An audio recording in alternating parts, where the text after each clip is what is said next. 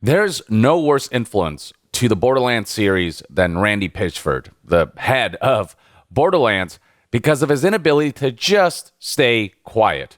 Nothing he ever posts tends to be a positive thing for the Borderlands series, especially when he gets very defensive, particularly where criticisms of aspects of the game and the series are involved. Recall that a couple months ago, I published a video that covered Randy Pitchford addressing fans' concerns that Borderlands 4 might end up being $80. And Randy Pitchford's response to those concerns was, well, if you're a real fan, you'll find a way to make it happen. If you're a real fan, then you will accept the cost of purchasing our game no matter what.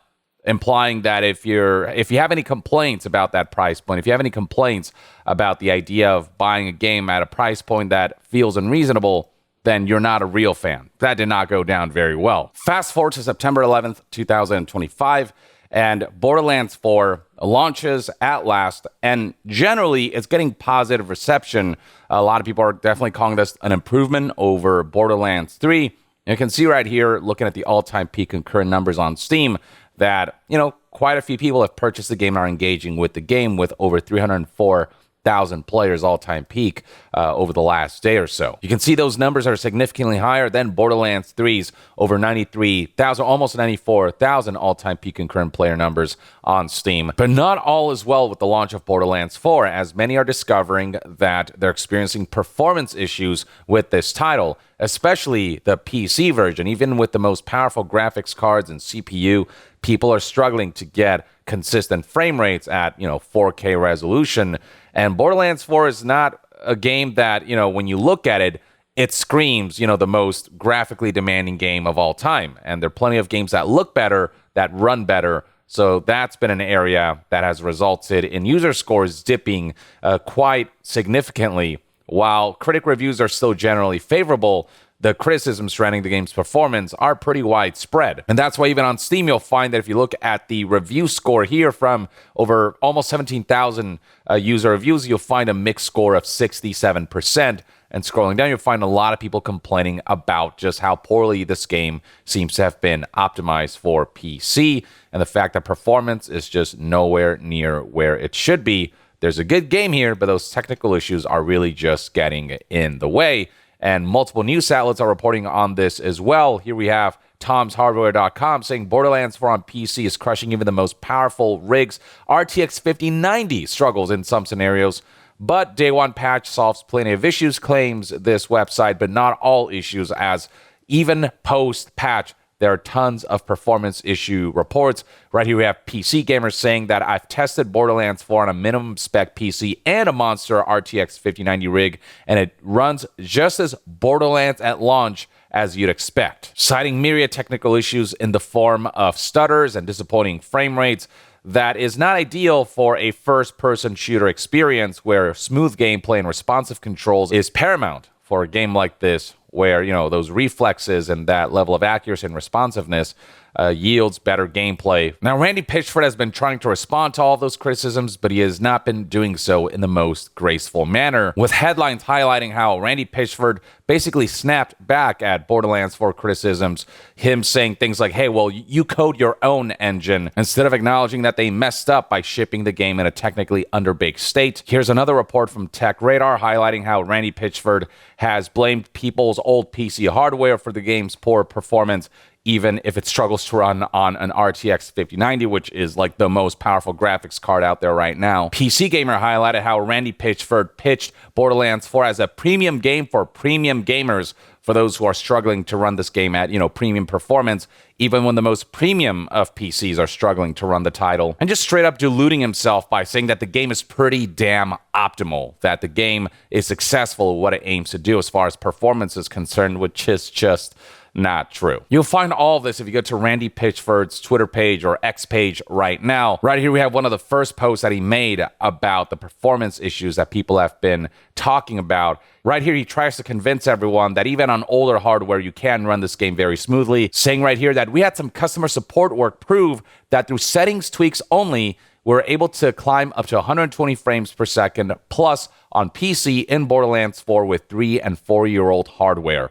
And then he highlights right here how you can modify some of the settings and, what you can do here to try to make the game run smoother. But a lot of people who've been trying to run this game on even really powerful PCs are going, what do you mean 3 to 4-year-old hardware running this game smoothly when even my most modern, up-to-date, top specs hardware isn't able to run this game as smoothly as it should be able to run. So right here we have Ranting Monkey saying, what 3 and 4-year-old hardware? What were the specs?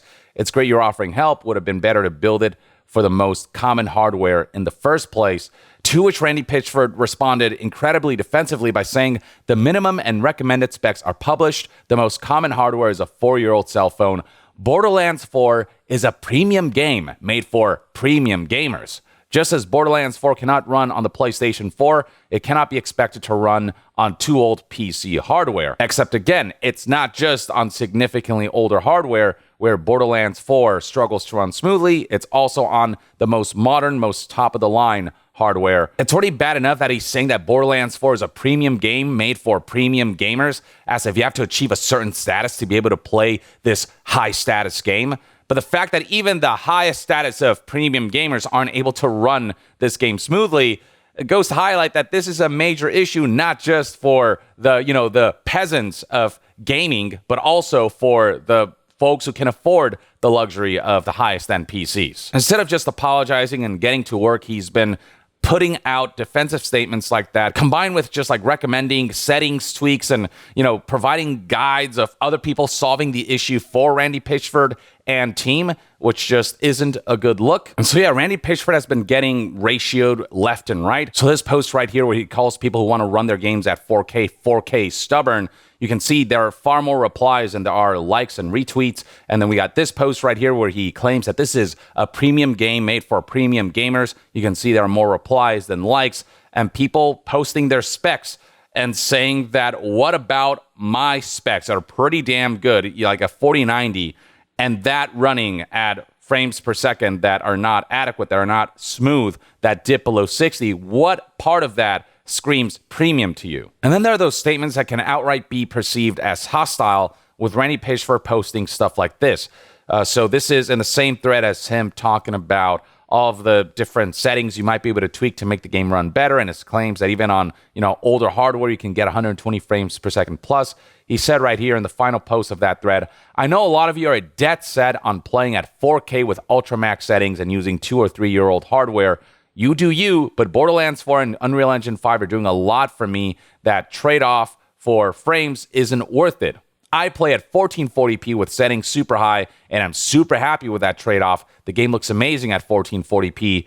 If you're not 4K stubborn and just want to have a great fun time with higher performance, please consider running at 1440p resolution. Calling people who spend premium to purchase the latest, greatest hardware for their PC in order to run games at 4K stubborn, as if implying that people who want to run Borderlands 4 at 4K are demanding too much. Like, that's just straight up antagonistic. And sure, maybe Randy Pitchford is satisfied with running his own game at 1440p, and not to say that the game doesn't look good at that resolution, but people want to run the game at 4K. That's something that, some people prefer, that high resolution, that sharpness that you get, especially if you have a 4K monitor or a 4K screen. That extra resolution does sharpen things up, and really, it's something that those enthusiasts are able to tell the difference. But Randy Pitchford is treating people who want to play this game at 4K as if they're doing it wrong, or as if they're being stubborn, rather than just straight up saying that this game should be able to run at 4K. That's the expectation if you're going to charge, the premium $70 to $80 price point. And the fact that it can't isn't an issue with people who want to run games at 4K. That want is their prerogative. The issue is with the game not being optimized to perform well at 4K resolution, even with the most powerful hardware. Instead of taking accountability, Randy always places the onus of issues with his games on the audience, on the customers, on the community.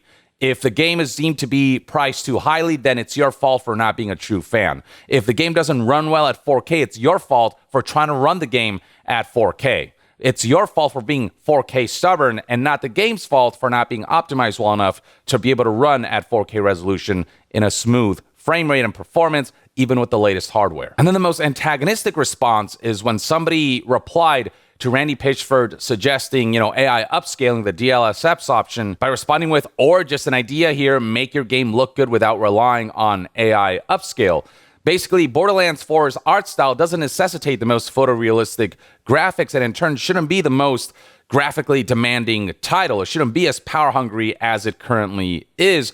And AI upscale shouldn't be the solution to run this game smoothly at full resolution with no AI artifacting, just the best visual fidelity at high performance when compared to other games that, again, graphically push for more, but still run better somehow. Randy's response to this individual was, code your own engine and show us how it's done, please. We will be your customer when you pull it off. The people doing it now are clearly dumb and don't know what they're doing, and all the support and recommendations and code and architecture from the world's greatest hardware companies and tech companies working with the world's greatest real-time graphics engine coders don't know what you seem to know. Sarcasm. Just an incredibly petulant way to respond, because the customers are the ones paying you money to get a product that you have the responsibility to make work at that premium price point, at a certain standard. And Borderlands 4, as far as performance is concerned, just didn't meet that standard. And so it's not the job of the customer who's paying you money to be able to code this stuff.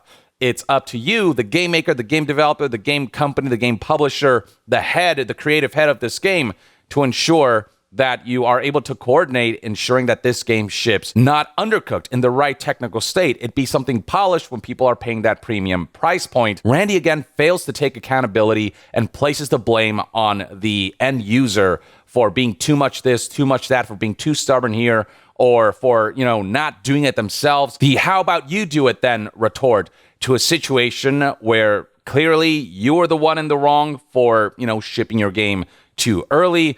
Whether it was by your choice or by the executive's choice, we don't know. But either way, the game is in the state that it is. And all you have to do is just apologize, acknowledge, and work on it. You're a product maker. And when a product falls below standards in certain respects, after people paid a premium price point, they have a right to complain because they spent money on this product. This product isn't charity. People have also been commenting on Randy's petulant response here about how, well, code your own engine then, saying that, Randy, some of the criticism is draining, but much of it is legitimate, especially regarding performance and optimization. You have a history of responding publicly in ways that come across as defensive or confrontational, often engaging directly with individuals instead of maintaining the professional posture expected of an executive. Yeah, Randy Pitchford just doesn't know how to shut up and doesn't know just how to take accountability. And so he is constantly the cause and the perpetrator that creates tons of bad will for the Borderlands series and just constantly creates negative PR where there doesn't need to be. Randy is such a huge detriment to the marketing of Borderlands with the way he speaks to the community. Others responding with bafflement, saying, wow, really? That's a reaction? Not a good look, bro.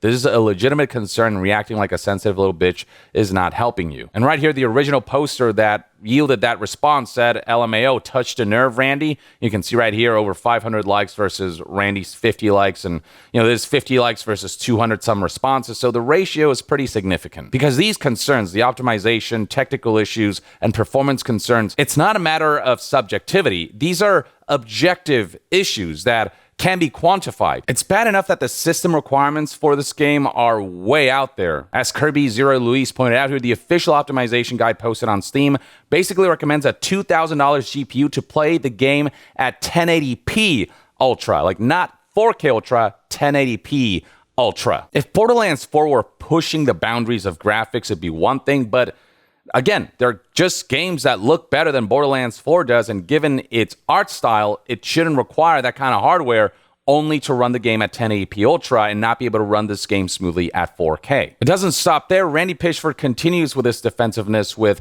a follow-up thread where he kind of talked about just basically his take on the relationship between people's hardware and what the software they're running is doing, stating, quote, every PC gamer must accept the reality of the relationship between their hardware and what the software they're running is doing. Or you can see right here a community note that says the publisher of a game is responsible for providing accurate, recommended, and minimal specs, since the consumers have absolutely no way to check how the game is going to run in the hardware before the game's release. And right here, you can also see Randy Pitchford getting ratioed over 1,000 responses versus, less than 1,000 likes. But he continues, "We made an amazing and fun and huge looter shooter campaign game. The game is pretty damn optimal." This is where he claims that the game is optimal, which means that the software is doing what we want without wasteful cycles on bad processes.